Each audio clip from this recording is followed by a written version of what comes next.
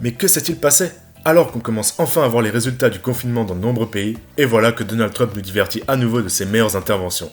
Injecter des UV et du gel hydroalcoolique dans les poumons des patients. Ah, on l'avait pas vu venir celle-là. Mais je sais pas ce qui m'attriste le plus au final. Ce qu'il dit, ou que tout le monde soit encore choqué des conneries qu'il sort. Mais au moins maintenant, je sais qui c'est qui m'a diagnostiqué un cancer du genou sur Doctissimo la dernière fois que j'avais mal au ventre. Je suis sûr qu'il passe son temps sur ce genre de forum à donner des conseils sur des sujets dont il ne maîtrise absolument rien. Un peu comme la majorité des gens sur internet en fait. Ces échanges doivent donner quelque chose du genre Petit ourson du 54, urgent, je crache du sang et je ne sens plus mon bras gauche, que faire? Et Donald 007 qui répond Encore un coup de la grippe mexicaine, un Doliprane early, hashtag make hospital great again. Enfin bon, donc des UV et du gel hydroalcoolique. Alors je sais pas, peut-être qu'ils pensent que le gel hydroalcoolique est le nouvel alcool à la mode chez les jet-setters. On connaissait déjà leur pratique de binge drinking.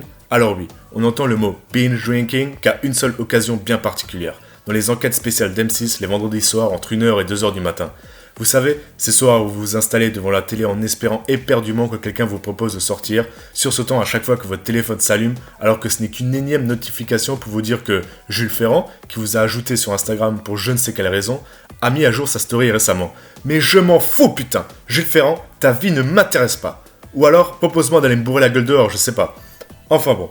Donc, ces merveilleux documentaires nous présentent les pratiques barbares de ces jeunes américains en quête d'ivresse qui sont prêts à s'enfoncer des tampons hygiéniques imbibés de vodka dans l'anus. Alors, je suis généralement très ouvert d'esprit, mais mon ouverture a ses limites. Et je pense que c'est important que chacun connaisse ses limites.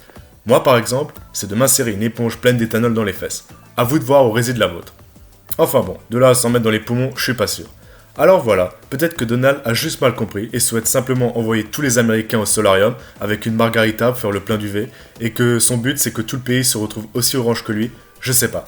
Il a cependant tweeté le lendemain en disant qu'il faisait du sarcasme. Ouais, un peu facile comme excuse je trouve. Dans ce cas-là, moi aussi ça fait 3 vidéos que j'étais sarcastique. Évidemment que je comptais pas vous faire rire avec un monologue écrit entre 2 post-clopes et un diapo de mariage. Dans tous les cas, écoutez les scientifiques, prenez soin de vous et ne faites pas confiance à des gens qui s'appellent Donald007 sur internet.